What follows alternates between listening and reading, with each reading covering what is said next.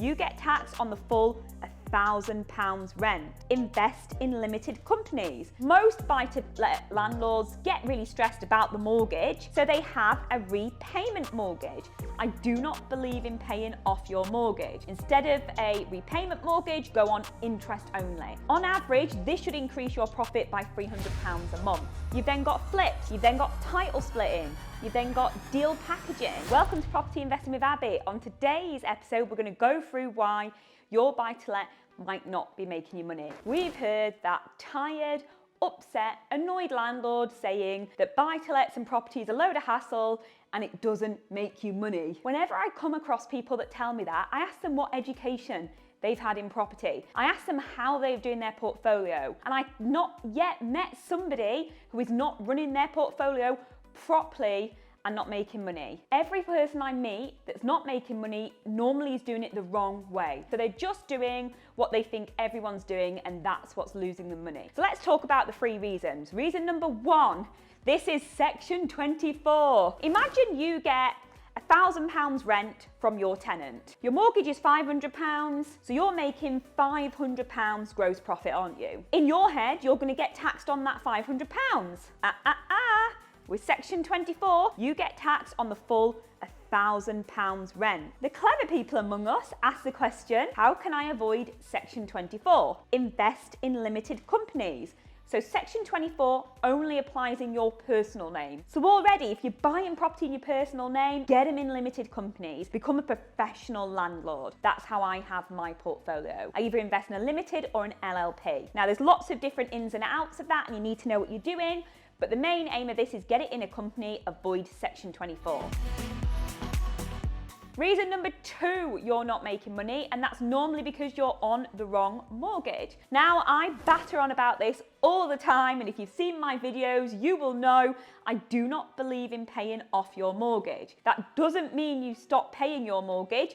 That means you stop overpaying and stressing that you've got a mortgage. Across the UK, according to government statistics, property prices on average double every 7 to 10 years. So if you've got a mortgage on the property, why on earth are you stressing about it? When in 10 years time, the property is going to be worth double, your mortgage is going to be small. Most buy-to-let landlords get really stressed about the mortgage, so they have a repayment mortgage. This repayment mortgage eats into their profit and they end up not making money from property. All of my property are on interest only. I'm not bothered paying down the repayment part of it, the capital. I'm just bothered about getting it to make money so I can reinvest and build and build and build. Instead of a repayment mortgage, go on interest only. On average, this should increase your profit by £300 a month.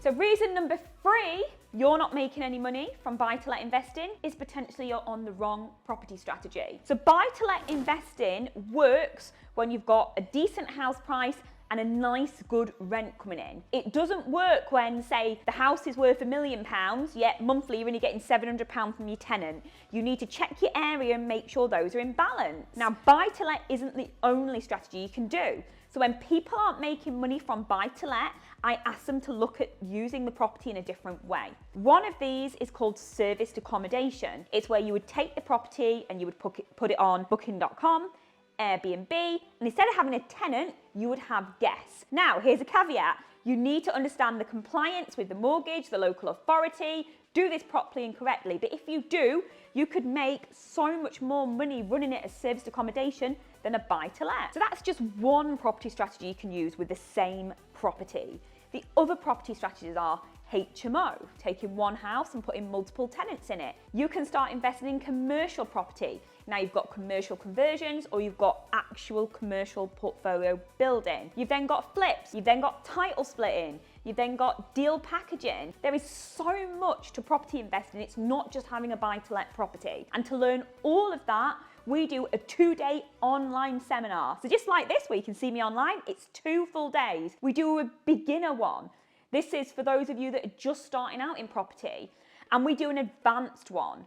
And the advanced is for existing landlords, existing business owners. It takes them through complicated tax structures, more complicated strategies. If you want to know all of this, if you really want to profit from property, you need to get onto our 2-day course. It's called Wealth Through Property.